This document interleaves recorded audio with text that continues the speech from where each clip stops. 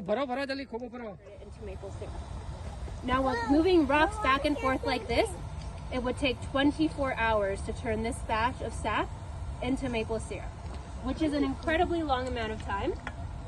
But if you think about a world with no sugar, right? You don't get cake on your birthday, you don't get ice cream in the summer. Suddenly, spending a full day doing this with your family seems a lot more reasonable when it lets you have sugar year-round. So, any questions about this process? So much maple syrup they get from this. So, it takes 40 liters of sap to make 1 liter. When the early settlers arrived in the area, they learned from the First Nations people how to make maple syrup. Over time, improvements were made to the method of making maple syrup.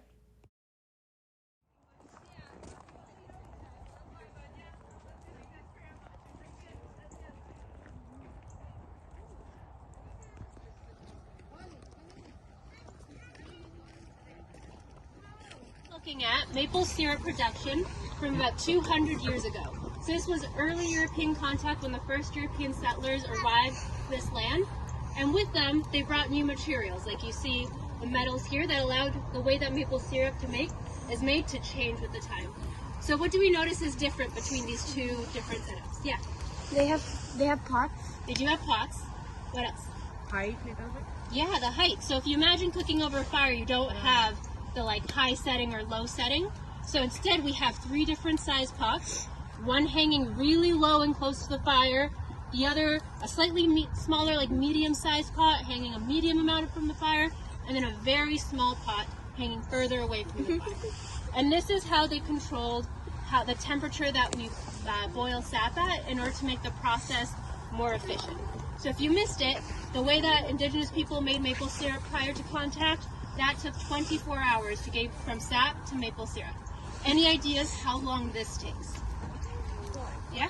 6 hours. A little bit more. 10 hours. Slightly more than that. 12 hours, yeah. So by doing this, we cut the time in half. And what happens is you'll first add all your sap into this big bucket.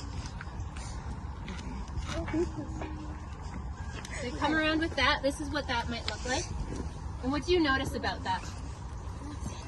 Yeah? Maple syrup.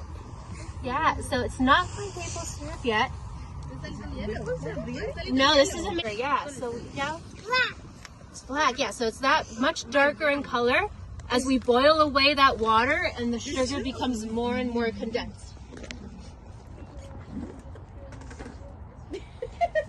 And then once that boils enough time, you'll put it and you'll take it into this third pot.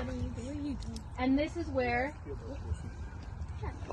the maple syrup will actually start to finish up, like the maple syrup we know and love today.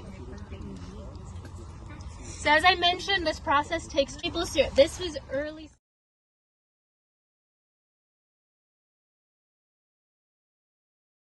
That used to live on this farm, that's their old farmhouse over there. This is how they made maple syrup. So what changed between about 200 years ago to 100 years ago? Yeah. They have like a furnace type thing. Yeah, so that's a chimney that's blowing the smoke up. It's a good notice. Yeah. And the other one, there are 3 processes. There's only one of this. Yeah, we just got the one big pan here. Anything else?